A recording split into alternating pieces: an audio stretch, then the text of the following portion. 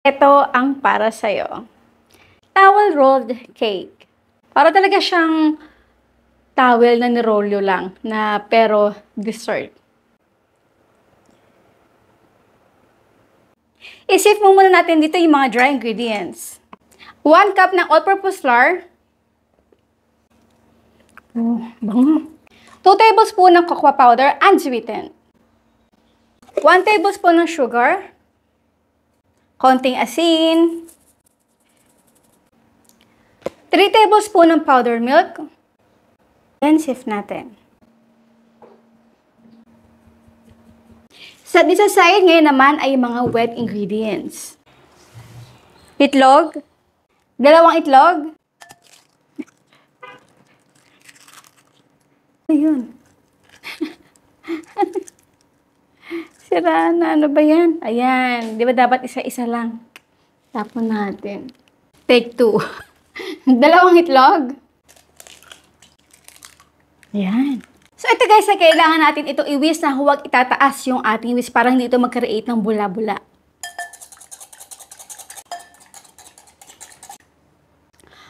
Water. At 2 tablespoon ng oil. Okay, ngayon naman ay pagsasamahin na natin ito.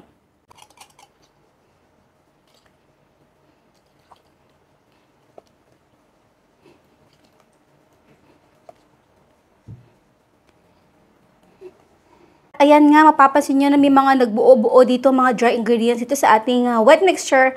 Kaya isasalain ulit natin. So ito lang din yung aking gagamitin ha.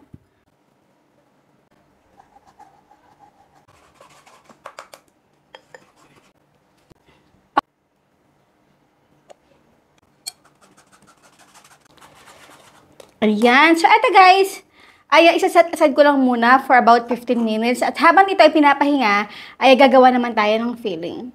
Meron ako ditong heavy cream na semi-sweet siya or semi-sweetened. At kaya naman na konti na ilalagay natin condensed milk.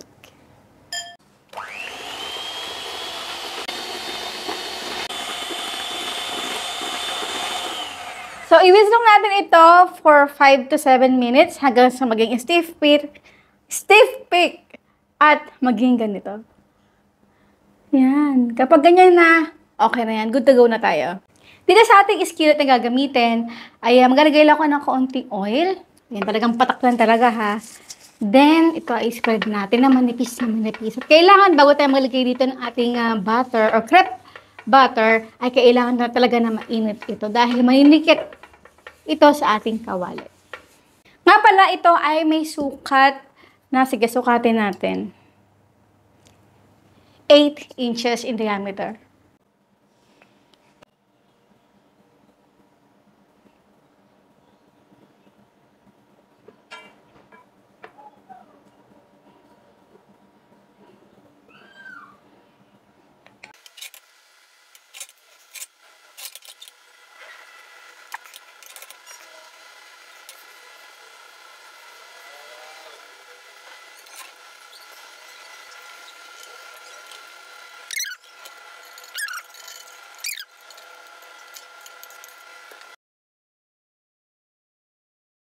Okay, so ito na yung pinakakarap natin. At mapapasin nyo, meron itong smooth side at meron namang rough side. Yung pinaka-smooth side, ito yung dapat nasa ilalim. At yung pinaka-rough side niya ay nasa ibabaw. So don't worry kung hindi perfect yung ating crepe. Dahil may gagawin naman tayo dyan. Kaya relax lang. Then ilalagay na natin dito yung ating ginawang heavy cream kanina. Kung wala kayo nito, mas maganda kung all-purpose cream. Pero hindi yun masyadong magiging stiff peak na katulad nito. Cookies and cream. Ngayon ay depende yan na yan sa inyo kung gusto niyo lagyan niyo na mas marami pa. So kurut-kuruti lang natin.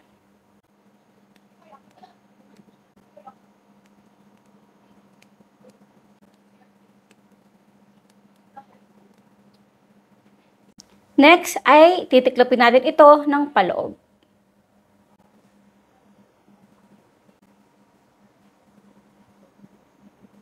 Ngayon ay i-roll na natin. So ito ay hindi ko talaga ipipress. Hayaan ko lang siya talagang kusa na mag-roll. Nakita niya na yung pinaka-effect na para siyang towel effect. Yan. So, ito guys, ay ilalagay ko muna sa ating maliit na plato din. At hahayaan ko lang muna ito ilagay sa ref for at least, or freezer, mas maganda para mabilis mag-set, for at least 1 hour. Then, sprinkle natin to ng cocoa powder or Milo.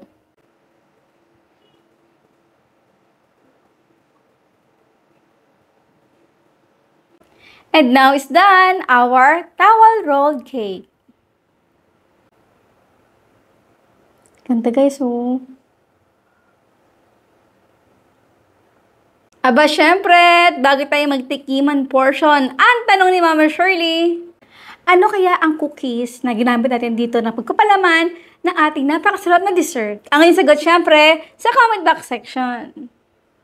Kain po tayo.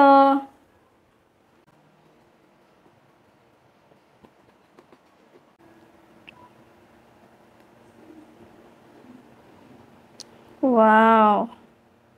Ganda. Ito ang para sa'yo. Towel rolled cake.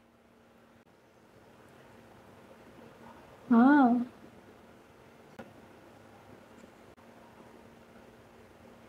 Po tayo.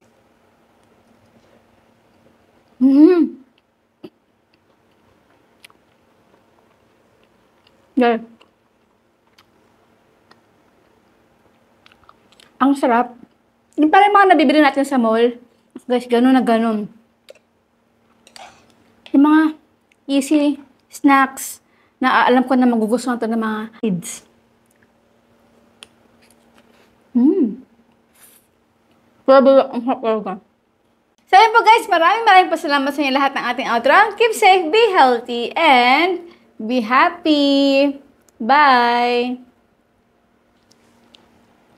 1 cup harina. Wow, harina.